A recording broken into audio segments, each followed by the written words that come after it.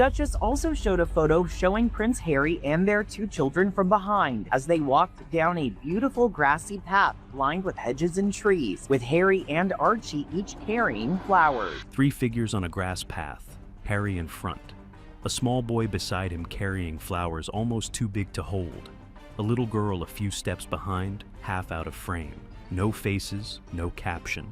Not one word about where the 3 of them were walking to, or what was waiting at the end of it. 4 months earlier, William had marked his mother in a way nobody questioned, nobody dissected, nobody wrote a headline about.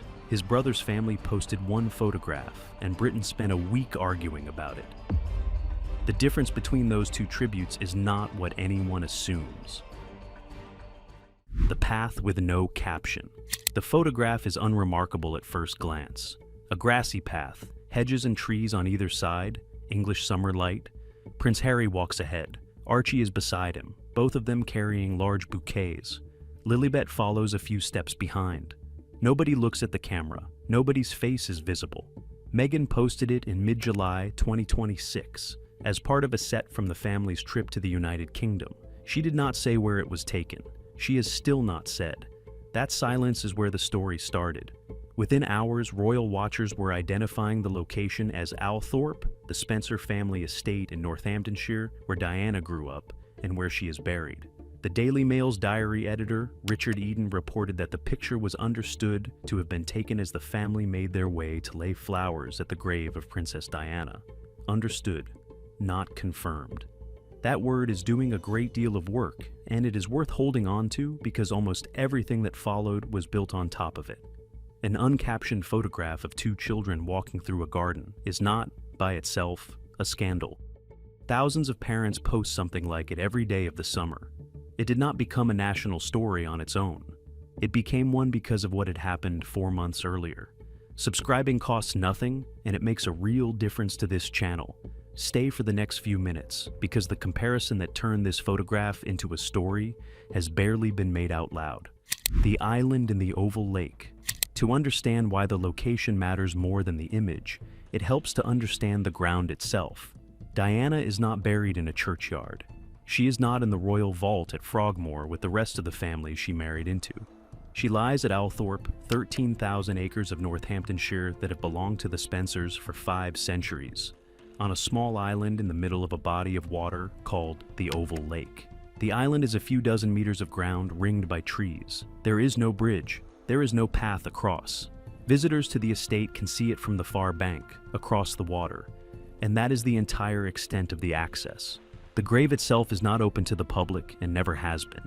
Members of the public who buy a ticket to Althorp get the house, the grounds, the exhibition, and a view of the lake. They do not get the island. That was the design, and Diana's brother has said so himself.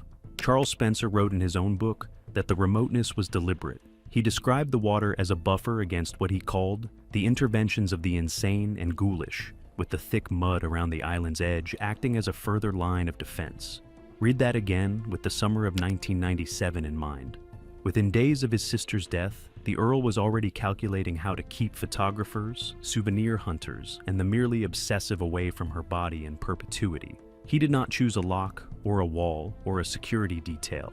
He chose water and mud, because water and mud do not have a night shift and cannot be bribed. What the paying visitor gets instead is a memorial on the far bank, a Doric temple with her name on it, positioned so that the eye is drawn across the water to the trees and stops there.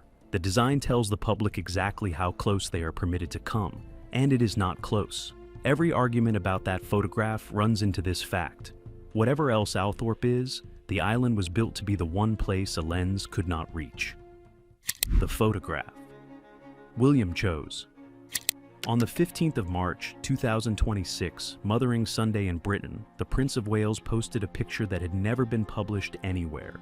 It was taken in 1984 at Highgrove. Diana sits in a field of flowers with a 2-year-old William beside her, holding his hand, both of them looking out at the blooms. It came from the family's private collection.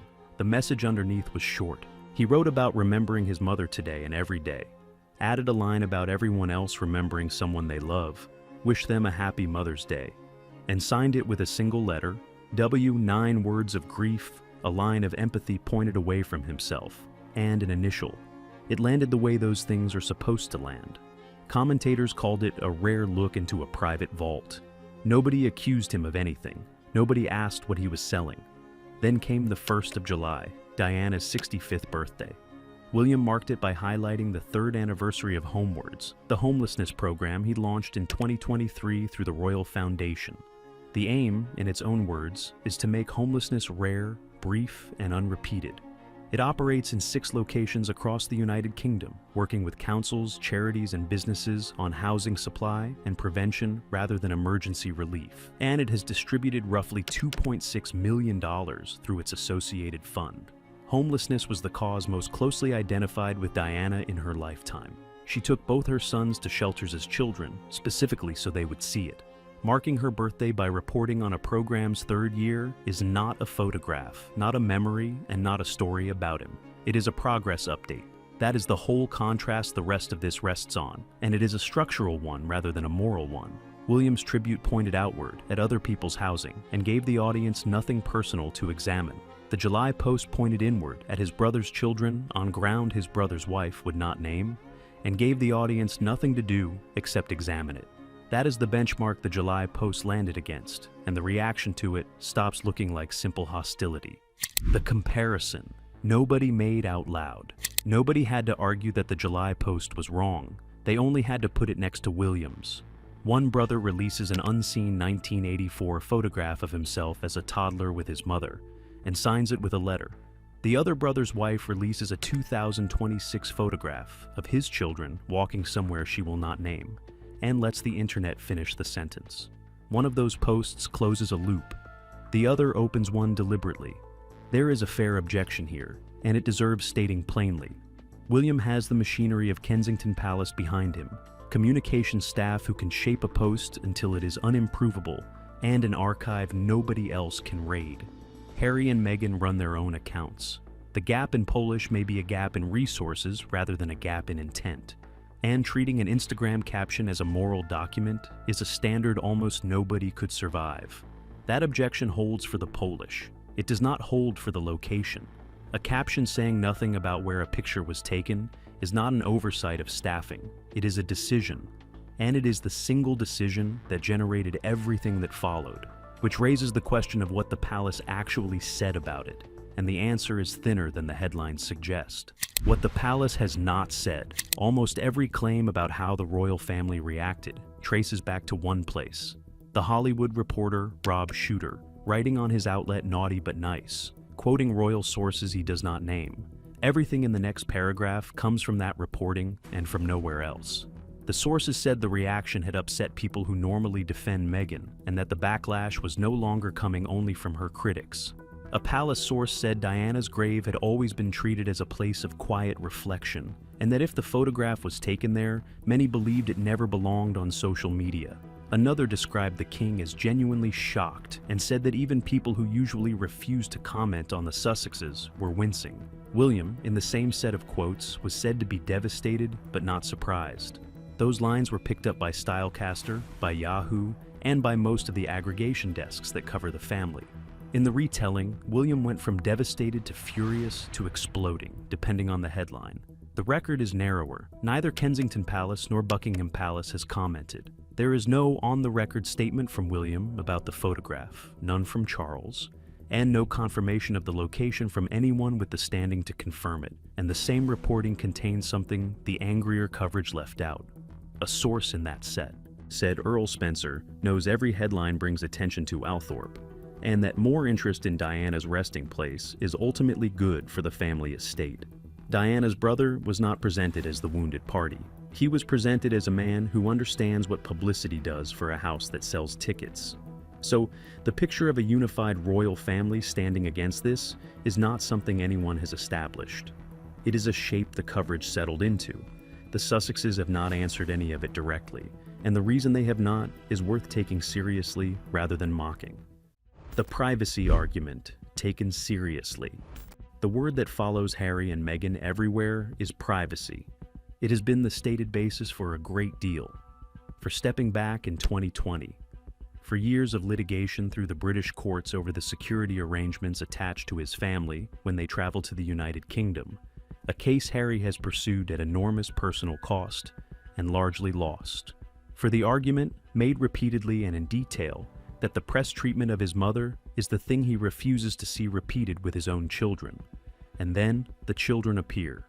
On Instagram at Easter 2026, hunting eggs at the Montecito house, at Disneyland in June for Lilibet's 4th birthday, in behind-the-scenes photographs from the second series of With Love, Meghan with Archie holding a clapperboard.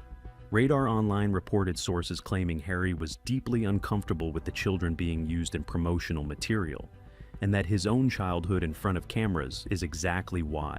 That is single-source tabloid reporting and should be weighed as such. The strongest version of the Sussex position is not hypocrisy at all. It is that the entire fight was always about authorship. Being pursued by photographers means strangers decide which images of a child exist, when they are taken and what they are worth. Publishing one image on your own account, with faces turned away, comments disabled and timing of your choosing, is the precise inverse of that. Under this reading, the couple did not abandon their principle when they posted. They exercised it. The alternative is not privacy, but a permanent silence that would itself be read as concealment, and no other family in public life is asked to accept it. That argument covers Easter and Disneyland comfortably. It thins out at the lake because the defense of controlled disclosure rests on the family being the only interested party. On that island, they are not. Diana belongs to 2 sons, a brother, an estate, and a country that watched her funeral, and publishing from that ground on behalf of all of them was not a decision anyone else was asked about. 13 months from the anniversary. Diana died on the 31st of August, 1997. The 30th anniversary falls in August 2027. That date is why this photograph is being read the way it is, and it is where speculation ran straight to Netflix. There has been persistent commentary suggesting Harry might mark the anniversary with a documentary about his mother, and equally persistent reporting that he has denied any such plan. Nothing has been announced, no production has been confirmed, no figure attached to any such project has been substantiated by anyone on the record, and the sums circulating in commentary should be treated as invention until someone puts a name to them. What can be said without inventing anything is narrower and more interesting. The 2022 Netflix series worked commercially in large part because the couple opened their personal archive, and audiences saw footage no crew had shot. That is the established pattern. Once it exists, every new private image they publish gets read as potential inventory, whether it is or not. That is the trap they are now in.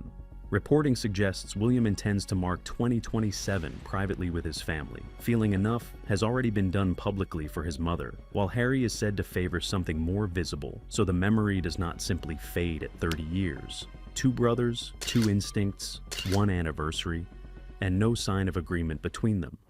What the scrutiny is actually measuring. Strip out the unnamed sources, the exploding William headlines, and the invented sums, and what is left is small and stubborn. A photograph was posted. Its location was never confirmed. A credible diary editor reported it was understood to be the walk to Diana's grave, and 4 months earlier, William had shown the country a different way to do this, one that gave up something of his own rather than something of his children's. Harry and Meghan are not facing scrutiny because they visited. Nobody serious has argued that Harry should not take his children to the place where his mother is buried. He was 12 when she died. Archie and Lilibet have no memory of her at all. Standing them on that bank is the most ordinary thing in this entire story. They are facing scrutiny because of everything they have said about why they left, held up against a post with no caption on it. That is a standard they set themselves in interviews, in a memoir, and in court filings over 5 years. The lasting damage here is not a Netflix deal or a title. It is that the next time they say a moment is private, a large number of people will wait to see where it turns up. That is what the week actually cost them, and it is not the sort of thing an apology fixes. If you got something out of this, subscribing genuinely helps. And tell me in the comments where you land on it, because reasonable people split here. Is an uncaptioned photograph on a private path a violation of Diana's memory? Or is it just a son taking his children to see their grandmother, and a public that will never let the Sussexes post anything at all? The videos on screen go deeper into the Althorp visit, and what happens as August 2027 gets closer.